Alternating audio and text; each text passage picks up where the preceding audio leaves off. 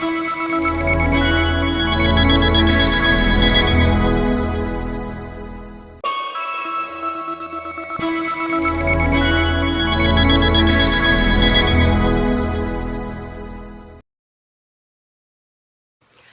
welcome to Mercurius Being. I'm Amy and I'm here with your Astro Energy Update for the Leo full moon, which is exact on Sunday, February 5th.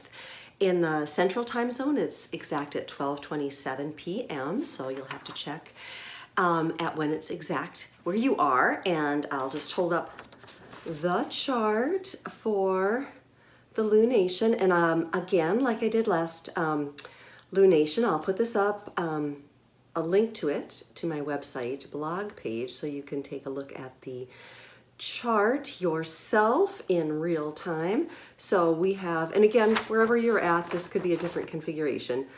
House-wise, planet-wise, this is what's going down. We've got the sun in Aquarius opposing the moon in Leo, thus full moon. And then we have a pretty tight square to Uranus in Taurus. Losing that. And then, so that's a fixed T-square. So it's like a lot of condensed energy and kind of back and forth between those three planets. The empty leg of that is at 16 degrees Scorpio. So we'll talk a little bit about that. And let's get started.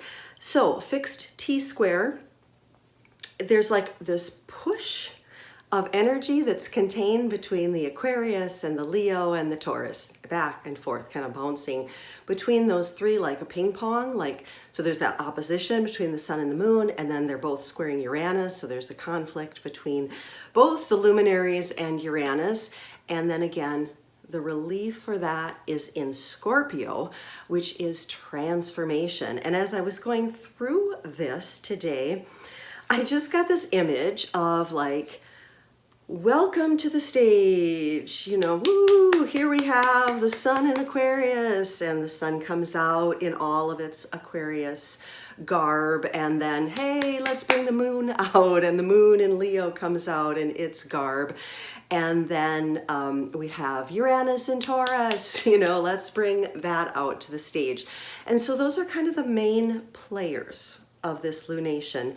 And then because they're all fixed signs, there can be a lot of stuckness and stagnation between them and among them. But there's a lot of, like I said, besides the Scorpio being the empty leg, but even inherent in that, there's a lot of transformation that wants to happen at this lunation. I feel like there's a lot of instability and shakiness, and perhaps you've been feeling this as well, but that's kind of the instability and the shakiness is kind of holding it all together, like the structures are kind of like, you know, changing. Tectonic plates, kind of everything is kind of shifting and changing, like, ooh, you know, where's it gonna go? Where's it gonna go? And as I got that image of the stage, you know, at first, you know, it's very serene, you know, each planet takes the stage, but then it also could have kind of this like Jerry Springer overtone of like, you know, a lot of vocalization and I want to say accusations and hurts and grievances being aired as well. But that would be the lower expression of this, or the lower shadow energy of this. But the higher expression of this is airing things, communicating, bringing them to light, since it's a full moon. And let's just dive into the planets again at this lunation. So welcoming them to the stage, we have the sun, which of course is how we shine. It's our life force. The Sun Tarot card, and these are just some keywords I'm bringing in from the Tarot Mucha deck again, and I'll have a cite that in the area below the video. So the sun is growing towards the light, the warmth of love, the spirit of growth, and new life. So you're going to notice there's some new life emerging throughout the themes today. Aquarius. So the sun is in Aquarius at this lunation. Aquarius, and these are all just some keywords, we're growing beyond limitations, realizing oneself free from the past sense of individualness and into an individual sense of being part of awareness itself, kind of a flow from above.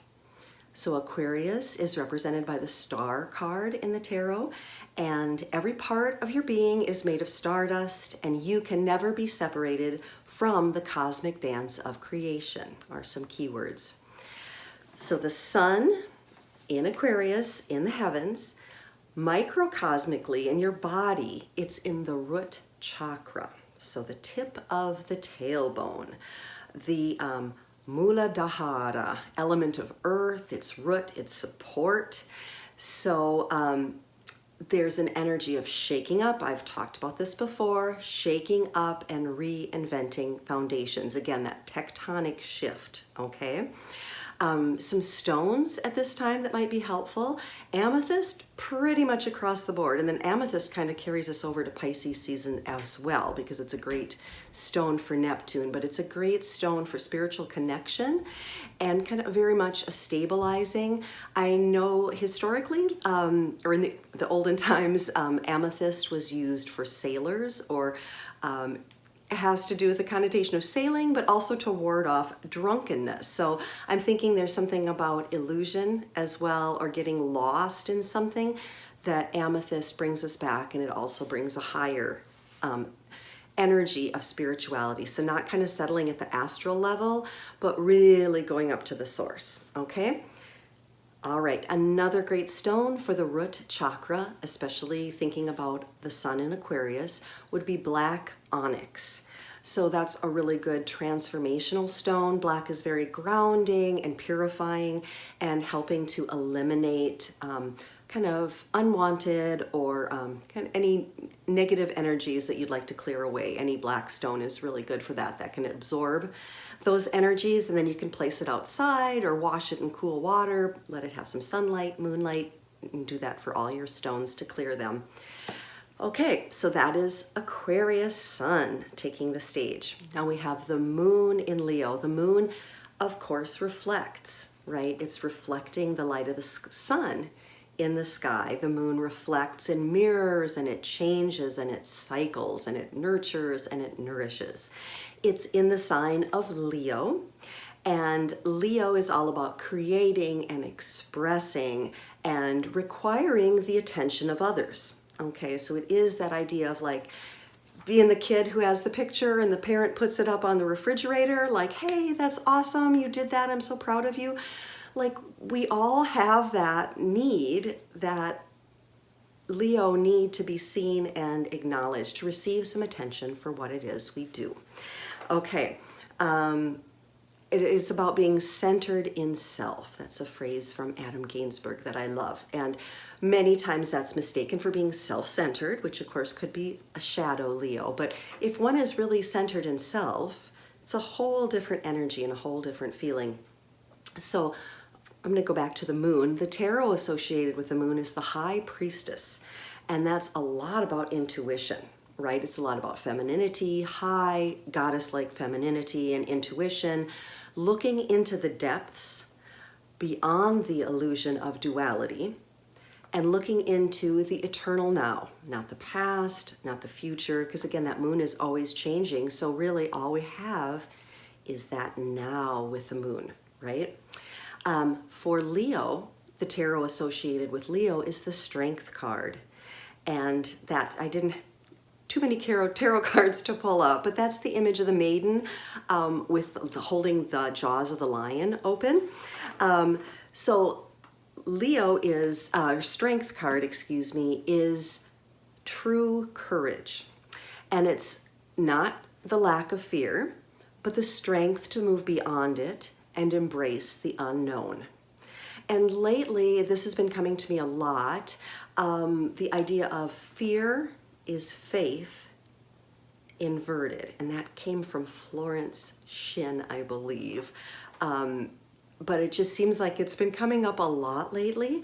So just if you're bumping up against some fear, just remember it is just having faith that everything will turn out inverted. Okay, so the moon in Leo is in the Ajna chakra. So the moon in the heavens is in the segment of the sky that's Leo, but in the microcosm of your body, the moon is in the Ajna chakra, or the third eye, the seat of will,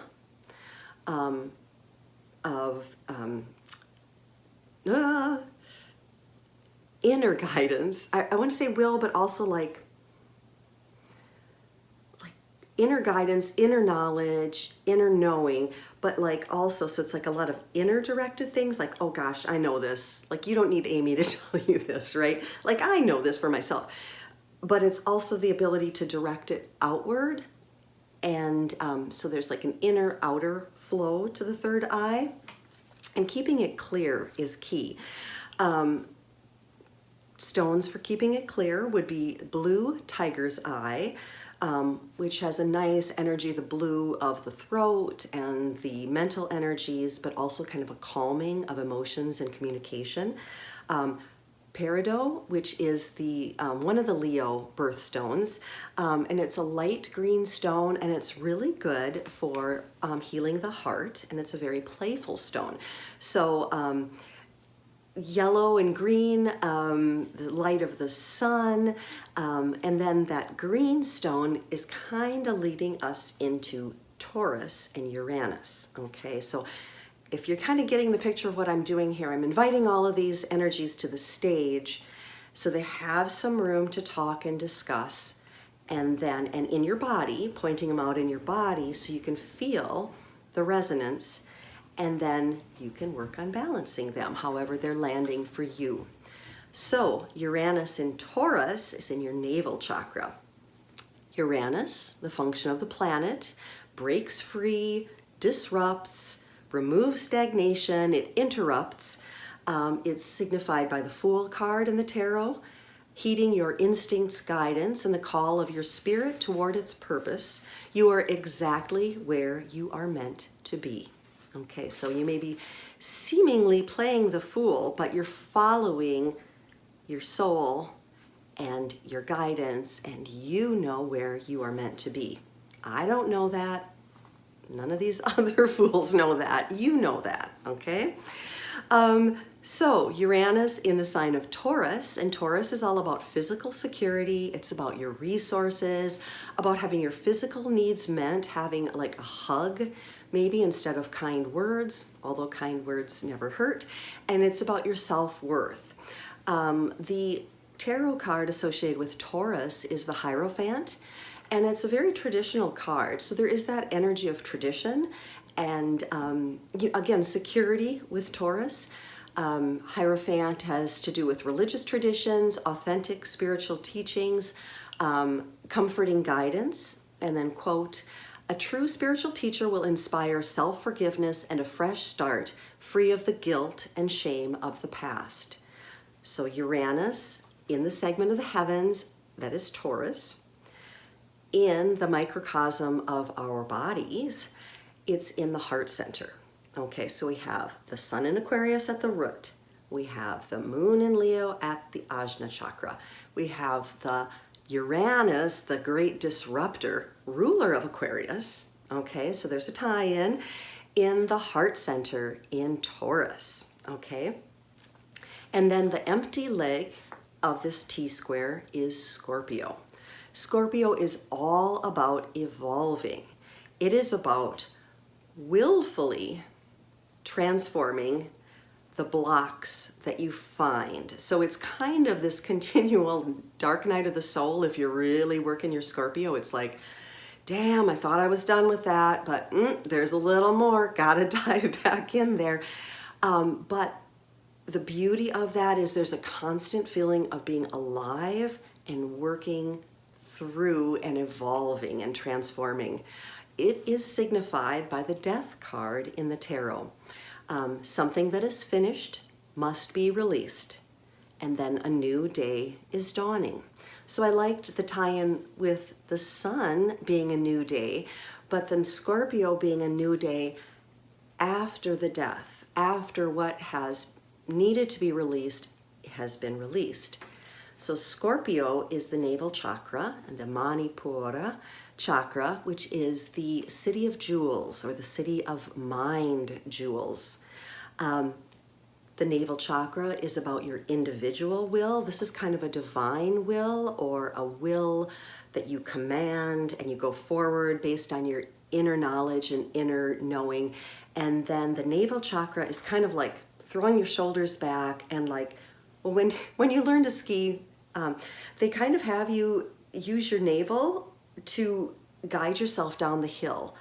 And I just thought that was such a wonderful centering, physically centering lesson, but at the same time, an energetic a lesson of centering. So that Scorpio rules the feminine half of the navel chakra. So it's the individual will, the courage, the heat of the body and digestion. It's the element of fire, okay? The stones, citrine. Oh, and I didn't mention, I'll finish this, I'll go back to the heart center. Citrine is a great Scorpio stone, although it's funny, as I was looking things up, amethyst literally came up for everyone, which I thought was interesting because I haven't been using stones as much, but lately I've been kind of drawing them back in, and I'm like, oh, I guess I wouldn't have associated with these other energies, but I mean, through the square and the opposition, I can see the tie-in.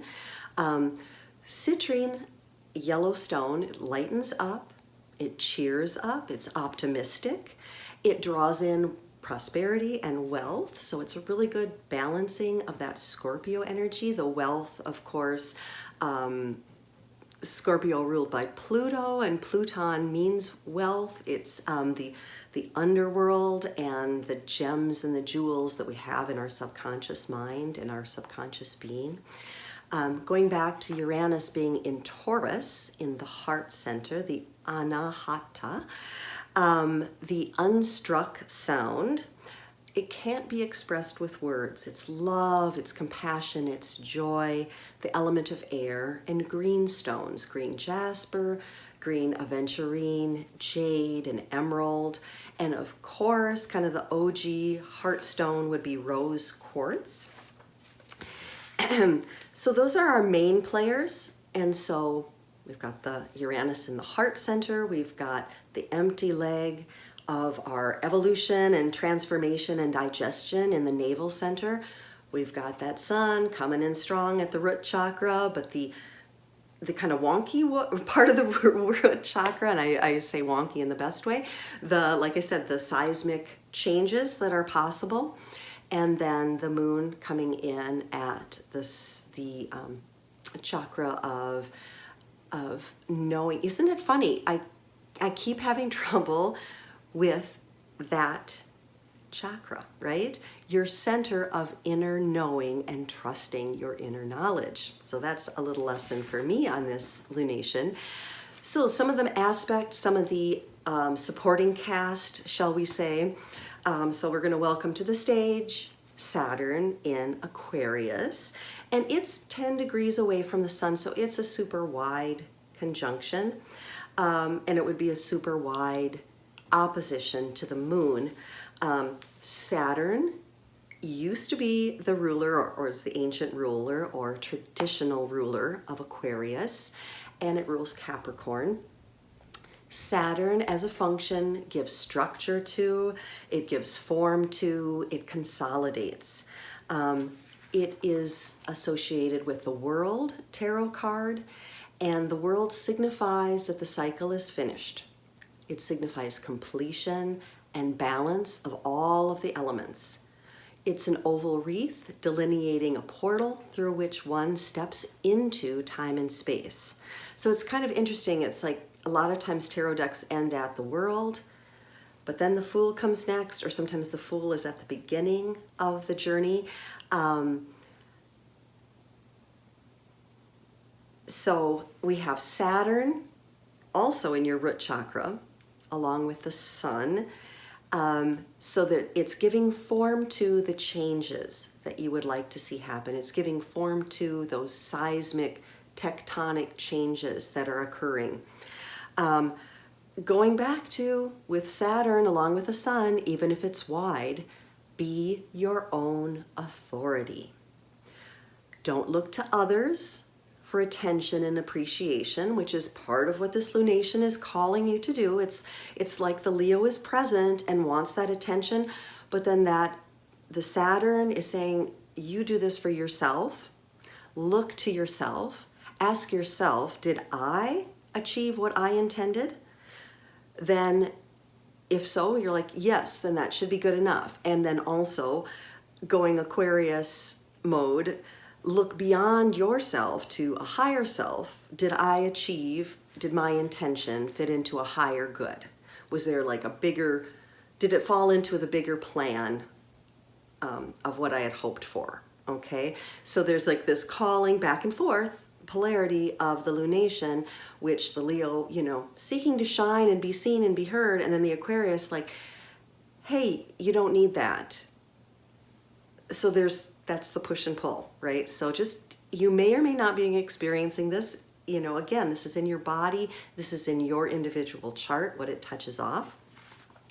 So Mars, let's welcome to the stage Mars in Gemini. So Mars is about being active, about taking action, about engaging and enlivening, and to be contentious, right? Mars kind of conflicts. Mars brings it forward. It's Mars tarot association is the Tower. The Tower is sudden change, very Uranian, right? Utter transformation. The Tower is getting blown apart. Destruction that leads to creation. Okay, so that destruction that leads to creation harkens back to Scorpio. Mars, traditionally, or in the ancient rulership, ruled Scorpio. So there's that new creation. And again, the sun always symbolizes new life and creation. Then the last couple keywords with the Tower card is shock and awakening, which are both very Uranian, Aquarian cards, right? So there's some shaking up at this time. In the sign of Gemini, we're taking in information. We're learning everything we can about where we are and what we're doing. We are exploring the playing field of duality. We are trying to connect all of this and make sense out of it.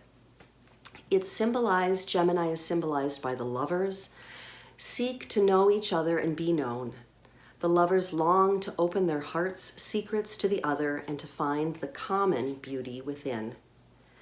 So at this lunation, Mars in Gemini trines the sun and sextiles the moon.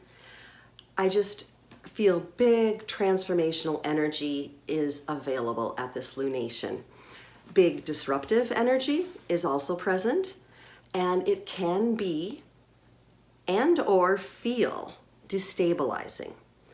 So look to any of the others, anybody who you consider an other, okay, for commonality. Look for connection between someone who feels very unlike you, and see if you can find the beauty within each of those people, other people, through connecting, through seeing the beauty in their hearts, okay? And that's the big spiritual jump, right? Because I know, on a daily basis, we're humans, and this person or that person might super annoy you, and you can't see any commonality. But then in your meditation, right? Then in your meditation, you find the commonality, you find the beauty. Everybody on this earth loves their kids, or, well, maybe not everybody, but everybody loves something or somebody, right?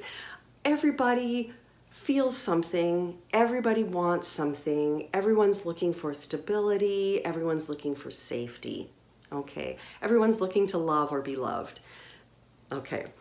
So the last supporting character I'm going to call to the stage is Chiron, and Chiron is in Aries, and Chiron it orbits between Saturn and Uranus. So it goes between this function and the functions of stability and consolidation of Saturn, and the energetic flow and energetic foundations, electrical foundations of Uranus. It is, as Adam Gainsbourg said, the broken open heart. It is the wounded healer. It is that point in our chart where we feel wounded, but there's super big healing energy there through like opening up into that part that feels like wounded and broken. You have the most beautiful part of yourself, which only you have, and through which you share, and other people can connect to you, and other people can feel connected, and other people can be like, hey, he or she or they did that, and man, I can do that now too, you know. So wow, I'm waxing, aren't I? So in Aries, the sign of moving from the known to the unknown, that initial impulse of being, the individuating energy of Aries, the discover of one's physicality in this world, this energy of Aries, I exist, and I exist separate from, like it's coming out of the waters of Pisces, Aries is. It's like, okay, yeah, I'm part of the all, but I am me, right? That's Aries. So the wounded healer has been transiting Aries, and it's bridging, where is it at exactly? 12 degrees Aries. So bridging between form and formless and individuating. And Aries is the sign or associated with the Emperor. About Aries then, the Emperor is about leadership and fatherly protection, authority, and man-made civilization. So there's a lot about form and energy. And to me, it's like an energetic flow with Chiron and Aries trining the moon, sextiling the sun at this lunation. There is an energetic flow available to heal the past feeling of being unseen, to heal the past feeling of being unheard, to heal the past of any feeling of lack of individuating yourself, or the ability for you to create boundaries. This Aries is a lot about being physically strong and having good boundaries. And a lot of times when I see Chiron and Aries, and I'm sure I've mentioned this a million times during my videos, but like doing something physically challenging, setting a goal for yourself that's physically challenging, because then you can get that feeling like, I did that. You know, I achieved that physical goal that pushed me a little past what I thought I could do. Again, that known to the unknown. So anyway, Chiron's kind of bumping us into that, and it's reminding us now that the time is now. Step forward into the unknown. You can do it. You are able. Everything is and has been and probably always will be a big psych out, an illusion. What did you come here to do? What did you come here to create?